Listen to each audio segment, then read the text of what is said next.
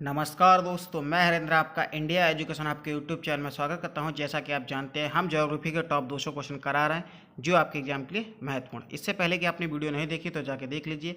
आपके लिए ज्योग्राफी की प्लेलिस्ट में मिल जाएंगी और आपके लिए टॉप 200 प्लस क्वेश्चन के नाम से जो प्लेलिस्ट है उसमें मिल जाएंगी। इसमें आपके लिए सभी टॉप 200 क्वेश्चन की जो सीरीज चल रही है उसकी वीडियो मिल जाएंगी, सभी सब्जेक्ट की, आपकी ज्योग्राफी की और आपकी हिस्ट्री की और इकोनॉमी की। आगे पॉलिटी की आएगी तो वो भी इसमें आपको मिल जाएगी।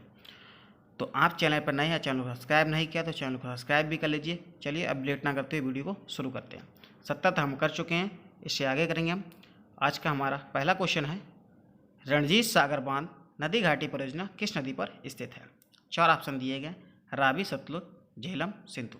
इस सीरीज में आप अपना सेल्फ असेसमेंट भी कर सकते हैं, आत्मनिरीक्षण कि आपको कितने ज्योग्राफी में क्वेश्चन आते हैं। तो इस वीडियो का ये भी आपका मोटिव है। तो इसका सही आंसर है आपका ऑप्शन ए, रणजीत सागर बांध आपका रावी नदी पे बना हुआ है। ये आपका पठानकोट पंजाब में है। पठानकोट पंजाब में है। रावी नदी का आपका उद्गम स्थान है हिमाचल प्रदेश में रोहतांग दर्रे के पास। सतलज नदी का आपका उद्गम स्थान है जो आपकी राकस ताल या राक्षस ताल है, वहाँ। ये आपकी मानसरोवर झील के पास में है। और जो आपकी झेलम नदी का है ये आपकी जम्मू कश्मीर में है। इसका जम्मू कश्मीर में जो आपकी शेषनाग झील है वहाँ से। शेषनाग झील है आपकी बैरीनाग झील के पास में। तो जम्मू कश्मीर में 2 झीलें आप यहाँ से याद कर सकते हैं, शेषनाग झील और बैरीनाग झील। इससे भी क्वेश्चन पूछा जाता है, इन दोनों झीलों से क्वेश्चन आपके एग्जाम में। तो ये भी आपको पॉइंट याद रखना है। और सिंधु नदी निकलती है आपकी जो आपके तिब्बत में मानसरोवर के पास में चेमा योंगडुंग ग्लेशियर से। योंगडुंग ग्लेशियर से, चेमा योंगडुंग ग्लेशियर से आपकी सिंधु नदी निकलती है। तो ये आपके इंपॉर्टेंट पॉइंट हो गए कि जो नदियाँ निकलती हैं कहाँ से निकलती हैं वो सब आपको याद रखनी है, क्योंकि यहाँ से एग्जाम में क्वेश्चन पूछा जाता है नदियों का उद्गम स्थान और कहाँ पर नदियाँ जाकर मिलती हैं। तो ये तीनों नदियाँ आपकी आगे जाके चिनाब नदी में मिल जाती हैं और चिनाब नदी आगे जाके आपकी सिंधु नदी में मिल जाती है और सिंधु नदी जाके पाकिस्तान से होती हुई आपकी अरब सागर में गिर जाती है। और आपका सिंधु जल समझौता है 1960 में हुआ था, प्रधानमंत्री जवाहरलाल नेहरू और अयूब खान के बीच में। तो बताइए आप, सिंधु जल समझौता के तहत इंडिया और पाकिस्तान कितना जल यूज करते हैं? इसका रेशियो है 20 और 80। लेकिन आपको बताना है किस नदियों का इंडिया 20% यूज करता है और किन नदियों का इंडिया 80% यूज करता है जल, और ऐसे ही पाकिस्तान। तो ये आप बताइए कमेंट करके सिंधु जल समझौता के बारे में डिटेल में। चलिए अगला क्वेश्चन है हमारा, महाराष्ट्र सरकार द्वारा बनाया जा रहा बबली प्रोजेक्ट किस नदी पर स्थित है? 4 ऑप्शन दिए गए, भीमा नदी, कृष्णा नदी, गोदावरी नदी, पैनगंगा। तो इसका सही आंसर है आपका ऑप्शन बी, कृष्णा नदी पर आपका बबली प्रोजेक्ट है। और आपकी कृष्णा नदी की सहायक नदी है आपकी भीमा नदी, वो कृष्णा नदी की सहायक नदी है। ऐसे ही पैनगंगा की सहायक नदी है आपकी गोदावरी। और कृष्णा नदी की और 2 सहायक नदियाँ वो आपको याद रखनी है, एक है दूधगंगा, दूधगंगा, और एक है आपकी पंचगंगा। दोनों नदियों के नाम में पीछे यहाँ पर गंगा आ रहा है। ऐसी गोदावरी की भी 2 नदियाँ हैं जो सहायक नदियाँ हैं, उनके नाम में भी गंगा आ रहा है। वो देखिए आप, एक हो गई आपकी ये पैनगंगा, ये हो गई, एक हो गई आपकी बैनगंगा। तो पैनगंगा और बैनगंगा ये आपकी गोदावरी की सहायक नदियाँ हैं, ये आपको याद रखना है। चलिए अगला क्वेश्चन है हमारा, बातन क्षेत्र पृथ्वी के स्थलमंडल में कहाँ स्थित है? तो इसके 4 ऑप्शन दिए गए हैं। सबसे पहले आपको बता दूं बातन क्षेत्र होता क्या है। इसको इंग्लिश में कहते हैं जोन ऑफ एरेशन। ये स्पेलिंग होगी आपकी जोन ऑफ एरेशन। अब मैं बताता हूँ उसका पूरा आपका कॉन्सेप्ट बातन क्षेत्र का।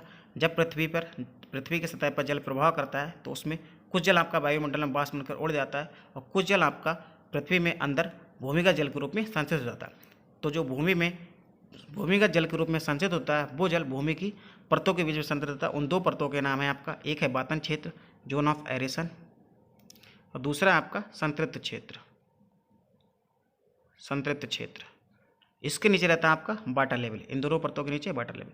जो खाली स्थान में जाके भरता है आपका जल ये होता है आपका बातन क्षेत्र, जो खाली स्थान जगह रहती है वहाँ भरता है। और जो संतृप्त क्षेत्र है आपका, इसमें जाके भरता है, तो वो क्षेत्र जो खाली स्थान प्लस वायु के कुछ स्थान जल लेता है, कुछ वायु लेती है, तो वो आपका संतृप्त एरिया कहलाता है। और जो एरेशन वाला एरिया है आपका, बातन वाला एरिया, उसमें सिर्फ जल जाके भरता है। और इन दोनों परतों की सतह जो नीचे बॉर्डर बनाता है वो आपका वाटर लेवल होता है, इनके नीचे आपका वाटर लेवल होता है। तो इस तरह से इसका आंसर आप देख सकते हैं, पृथ्वी की सतह के नीचे व वाटर लेवल के ऊपर। तो इसका आंसर ये ठीक है आपका। पृथ्वी की सतह के नीचे रहता है ये भूमिगत जल रहता है, और वाटर लेवल के ऊपर रहता है, क्योंकि वाटर लेवल इसके नीचे रहता है। तो इस तरह से ये आपका इसका कॉन्सेप्ट है बातन क्षेत्र का। इसका आंसर आपका ऑप्शन भी ठीक है। चलिए अगला क्वेश्चन है हमारा, मत गंगा नदी किन दो देशों के बीच सीमा बनाती है? 4 ऑप्शन दिएगा, भारत नेपाल, भारत बांग्लादेश, भारत म्यांमार, भारत श्रीलंका। तो इसका सही आंसर है आपका ऑप्शन बी, भारत और बांग्लादेश के बीच में आपकी मत गंगा नदी सीमा बनाती है। ये अच्छा क्वेश्चन है आपका। चलिए अच्छा अगला क्वेश्चन है आपका, मणिकर्ण गर्म जल स्रोत किस राज्य में स्थित है? 4 ऑप्शन दिए गए, उत्तराखंड, हिमाचल प्रदेश, जम्मू कश्मीर, गुजरात। तो इसका सही आंसर है आपका ऑप्शन बी, हिमाचल प्रदेश में आपका जो आपका मणिकर्ण गर्म जल स्रोत है वो आपका हिमाचल प्रदेश में। चलिए अगला क्वेश्चन है हमारा, निम्नलिखित में से किस पर्वत को 5 ट्रेजर्स ऑफ ग्रेट शो कहा जाता है? इंपॉर्टेंट क्वेश्चन है आपका, कई बार एग्जाम में पूछा भी गया, रिपीटेड क्वेश्चन भी है। तो इसका 4 ऑप्शन है, लाहौत्सबे, गॉडविन आस्टेन, कंचनजंगा, धौलागिरी। इसका सही आंसर है आपका कंचनजंगा। ये आपकी विश्व की तीसरी सबसे ऊंची चोटी है, यानी तीसरा सबसे ऊंचा पर्वत है विश्व का। और इसके पहले सुन लीजिए, पहले पे आपका माउंट एवरेस्ट जो आप जानते हैं, उसे हम सागरमाथा भी कहते हैं। इसकी ऊंचाई आपको याद रखनी है 8,850। ये आपके एग्जाम में पूछी जाती है, कई किताबों में आपको 8,848 भी मिल सकती है, कन्फ्यूज मत होना, कोई भी आप इसको टिक कर सकते हैं। तो आपकी माउंट एवरेस्ट सबसे ऊंची हो गई, दुनिया का सबसे ऊंचा पर्वत माउंट एवरेस्ट हो गया आपका, ठीक है। दूसरे नंबर पे आता है आपका K2, जिसे हम गॉडविन ऑस्टिन कहते हैं। ये इंडिया की सबसे ऊंचा पर्वत है इंडिया का, और विश्व का दूसरे नंबर पर है। तीसरे नंबर पर आपका कंचनजंगा है। कंचनजंगा आपका नेपाल और सिक्किम की सीमा पर है, नेपाल और सिक्किम के बीच में है, यानी इंडिया और नेपाल की सीमा पर है कंचनजंगा। और धौलागिरी आपकी 7वें नंबर की है। इसके बाद आता है आपका चौथे नंबर पे आपका लाहौत्सबे है। ये आपकी टॉप 4 जो आपकी पर्वत हो गए सबसे ऊंचे विश्व के, तो वो ये है। पहले नंबर पर माउंट एवरेस्ट, दूसरे नंबर पे आपका गॉडविन आस्टेन जिसे K2 कहते हैं, तीसरे नंबर पर कंचनजंगा, और चौथे नंबर पर आपका लाहौत्सबे। ये आपको सीरीज याद रखनी है। 4 आपके जो टॉप 4 है आपके विश्व के सबसे ऊंचे पर्वत, वो आपको याद रखने हैं। इस क्वेश्चन से आपको एग्जाम में पूछे जाते हैं। क्वेश्चन टफ करना होगा तो आपको पहले दूसरे ना पूछ के तीसरा चौथा पूछ सकता है कि विश्व का सबसे ऊंचा पर्वत कौन सा है, माउंट एवरेस्ट, और K2 नहीं देगा। उसके बाद 4 ऑप्शन में आपको अगर क्वेश्चन टफ करना होगा तो इस तरह से आपको क्वेश्चन वो टफ करेगा। चलिए अगला क्वेश्चन है हमारा, तुंगभद्रा बहुउद्देशीय परियोजना किन 2 राज्यों के बीच स्थित है? 4 ऑप्शन दिए गए, कर्नाटक और आंध्र प्रदेश, कर्नाटक और महाराष्ट्र, कर्नाटक, महाराष्ट्र और आंध्र प्रदेश, कर्नाटक और गोवा। तो इसका आपका सही आंसर है आपका ऑप्शन ए, कर्नाटक और आंध्र प्रदेश के बीच में ये तुंगभद्रा बहुउद्देशीय परियोजना है। तुंगभद्रा आपकी कृष्णा की सहायक नदी है, कृष्णा की सहायक नदी है, ये भी आपको याद रखना है। अगर आपको वीडियो पसंद आ रहा है तो आप लाइक कर दीजिए, जिन लोगों ने अभी तक लाइक नहीं किया वो लाइक कर दें। चलिए अगला क्वेश्चन है हमारा, सतमाला पहाड़ियाँ किस राज्य में स्थित है? 4 ऑप्शन दिए गए, गुजरात, उत्तर प्रदेश, महाराष्ट्र, राजस्थान। तो इसका सही आंसर है आपका ऑप्शन सी, सतमाला पहाड़ियाँ आपकी महाराष्ट्र में है। राजस्थान में आपकी अरावली की पहाड़ियाँ हैं, अरावली की पहाड़ियाँ। इसकी सर्वोच्च जो आपकी ऊंची चोटी है वो आपकी माउंट आबू है, और माउंट आबू में आपका मंदिर है जो जैन मंदिर है, वो है आपका दिलवाड़ा का मंदिर, दिलवाड़ा का मंदिर। एग्जाम में कई बार पूछा गया, दिलवाड़ा मंदिर आपका जैन धर्म से संबंधित है। इंपॉर्टेंट क्वेश्चन है ये भी आपका, यहाँ से ये बनता है खूब क्वेश्चन। तो आपका दिलवाड़ा मंदिर आपका राजस्थान में है और माउंट आबू पे है। चलिए अगला क्वेश्चन है हमारा, भारत का 60% नमक किस राज्य द्वारा उत्पादित किया जाता है? ये क्वेश्चन रिपीटेड आपको पता होना चाहिए। इससे पहले मैंने ये क्वेश्चन करा चुका हूँ नमक वाला, तो उसमें मैंने आपके लिए बताया था कौन सबसे टॉप 5 बताए थे कि नमक के प्रोड्यूस जो इंडिया करता है उसमें टॉप 5 स्टेट कौन कौन से हैं। तो उसके 4 ऑप्शन दिए गए, राजस्थान, उड़ीसा, गुजरात, महाराष्ट्र। आपको इसका आंसर आना चाहिए। वैसे इसका आंसर है आपका option C, Gujarat. Gujarat India में पहले नंबर पे है नमक उत्पादन करने पे। दूसरे नंबर पे आता है आपका तमिलनाडु। गुजरात दूसरे पे आपका तमिलनाडु, तीसरे पे आपका राजस्थान आता है। तो ये आपके टॉप 3 हो गए GTR, इनको आप याद रखिए। GTR, गुजरात, तमिलनाडु, राजस्थान। वर्ल्ड की बात हो जाए तो पहले नंबर पे आता है चीन, विश्व में चीन, USA, और तीसरे नंबर पे आता है इंडिया नमक उत्पादन करने में, साल्ट प्रोड्यूसिंग में पहला, दूसरा, तीसरा, ये वर्ल्ड में चीन, USA, इंडिया। इसको आप CU इंडिया भी याद रख सकते हैं। अगर ट्रिक चाहें तो ट्रिक तो ऐसे ही बन के देखिए, CU India, China, USA, India. चलिए अगला क्वेश्चन है हमारा, भारत में कच्चे नमक का सर्वाधिक उत्पादन किस राज्य द्वारा किया जाता है?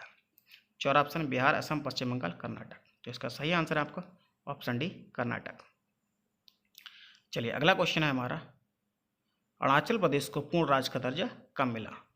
ऑप्शन 4 दिए गए हैं, 1985, 1986, 1987, 1988।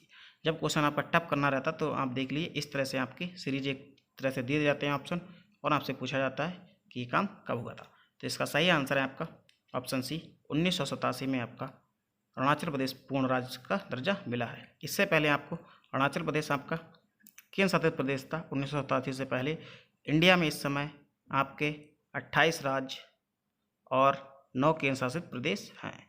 पहले आपके 29 राज्य और 7 केंद्र शासित प्रदेश थे। अब आपके 2 नए केंद्र शासित प्रदेश बने हैं, जम्मू कश्मीर एंड लद्दाख। जम्मू कश्मीर प्लस लद्दाख, तो अब आपके हो गए 9 केंद्र शासित प्रदेश और राज्य हो गए आपके 28। चलिए अगला क्वेश्चन है हमारा, ये क्वेश्चन आपके एग्जाम में पूछा जा सकता है कि सिंपल पूछेगा तो कितने केंद्र शासित प्रदेश हैं, कितने राज्य हैं, ये भी पूछ सकता है। चलिए अगला क्वेश्चन है हमारा, बनिहाल दर्रा भारत के किस राज्य में स्थित है? 4 ऑप्शन दिए गए, जम्मू कश्मीर, हिमाचल प्रदेश, उत्तराखंड, सिक्किम। इसका सही आंसर है आपका ऑप्शन ए, जम्मू कश्मीर में आपका बनिहाल दर्रा है। जम्मू कश्मीर में आपका जोजिला दर्रा भी है और बनिहाल दर्रा, और आपका हिमाचल प्रदेश में रोहतांग दर्रा, सिपकीला,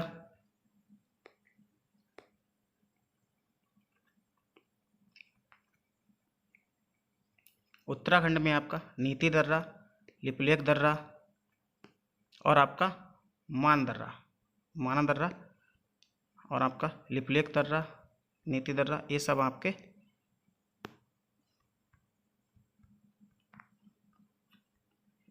उत्तराखंड में। सिक्किम में बताइए कौन कौन से दर्रे हैं आप कमेंट करके। चलिए अगला क्वेश्चन है हमारा, गंगा की मुख्य शाखा को बांग्लादेश में किस नाम से जाना जाता है? 4 ऑप्शन दिए गए हैं, जमुना, पद्मा, मेघना, कालिंदी। इससे पहले मैं आपको बता चुका हूँ, गंगा के लिए बांग्लादेश में किस नाम से जाना जाता है, ब्रह्मपुत्र के लिए किस नाम से जाना जाता है, वो सब मैंने आपके लिए बताए थे।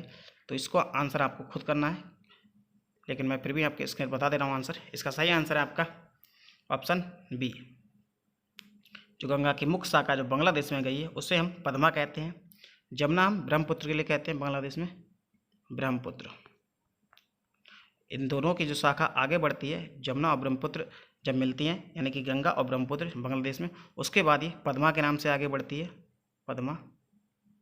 इसके बाद में आके मेघना नदी मिलती है, तो इसके बाद ये मेघना के नाम से आगे बढ़ती हैं। मेघना नदी की सहायक नदी है एक बराक नदी, बराक नदी मेघना नदी की सहायक नदी जो मणिपुर से निकलती है। उसके बाद ये आके बंगाल की खाड़ी में गिर जाती हैं आगे। चलिए अगला क्वेश्चन है, इस तरह से आपको याद रखना है, बांग्लादेश में गंगा नदी को किस नाम से जाना जाता है और ब्रह्मपुत्र को किस नाम से जाना जाता है। चलिए अगला क्वेश्चन है, आप यहाँ देख सकते हैं, भारत में कुटीर उद्योग मुख्य रूप से किस राज्य में केंद्रित है? 4 ऑप्शन दिए गए, कर्नाटक, तमिलनाडु, केरल, आंध्र प्रदेश।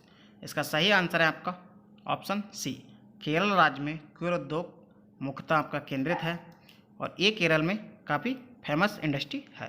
तो इस पर यूज किया जाता है आपका कुटीर उद्योग में नारियल का, जो आपके नारियल का फाइबर रहता है उसका यूज़ किया जाता है। जो नारियल के ऊपर रेशे रहते हैं उसका उपयोग आपकी चटाई बनाने में और अन्य चीज़ों बनाने में यूज किया जाता है। तो ये केरल में आपका काफ़ी फेमस है, और कुटीर उद्योग में आपका यूज किया जाता है नारियल। ये आपको पता होना चाहिए, ये भी एग्जाम में पूछ सकता है। चलिए हमारा आज का आखिरी क्वेश्चन है, इसके बाद आपको एक क्वेश्चन मिलेगा जिसका आपको आंसर कमेंट बॉक्स में देना है। तो यहाँ पे आप देख सकते हैं, निम्नलिखित राज्यों पर विचार कीजिए। तो 3 राज्य दिए गए हैं, मध्य प्रदेश, उड़ीसा, छत्तीसगढ़। इसमें आपको बताना है कौन सा राज्य हीरे का उत्पादन करता है। किस राज्य, कौन सा राज्य 3 राज्यों में से हीरे का उत्पादन करता है, आपको बताना है। ऑप्शन, पहला राज्य और दूसरा ऑप्शन है पहला और दूसरा राज्य, तीसरा ऑप्शन है आपका उपरोक्त सभी, चौथा ऑप्शन है आपका पहला या दूसरा राज्य। तो इसका सही आंसर है आपका ऑप्शन ए, केवल एक, यानी कि केवल एक में आपका मध्य प्रदेश। केवल मध्य प्रदेश आपका हीरे का उत्पादन करता है इन 3 राज्यों में से। उसमें जो खान है हीरे की, उसका नाम है पन्ना खान है हीरे की एक, और दूसरा नाम है बुंदर। इसे आप बंदर भी पढ़ सकते हैं तोड़ के, तो आपको लंबे समय तक याद रह सकता है। और आपकी जो गोलकुंडा की खान है, गोलकुंडा, ये भी हीरे की खान है। बताइए गोलकुंडा की खान वर्तमान समय में किस राज्य में है। तो गोलकुंडा की खान से आपका जो कोहिनूर हीरा है वो निकला है। आज का हमारा आखिरी क्वेश्चन, जिसका आपको कमेंट बॉक्स में आंसर देना है और कल यहीं से हम आगे डिस्कस करेंगे। थोरियम का मुख्य स्रोत मोनाजाइट सैंड भारत के किस राज्य में प्रमुखता से पाया जाता है। तो आपका इसका आंसर आपको कमेंट बॉक्स में बताना है, इसमें से कौन सा आंसर सही है। अगर आपको ये वीडियो पसंद आया तो आपको लाइक करना है और इस वीडियो को अपने दोस्तों के साथ में शेयर कर दीजिए। और जिन्होंने अभी तक चैनल को सब्सक्राइब नहीं किया तो चैनल को सब्सक्राइब कर लें और बेल आइकन प्रेस कर लीजिए। चलिए मिलते हैं इसके अगले पार्ट में, तब तक के लिए नमस्कार।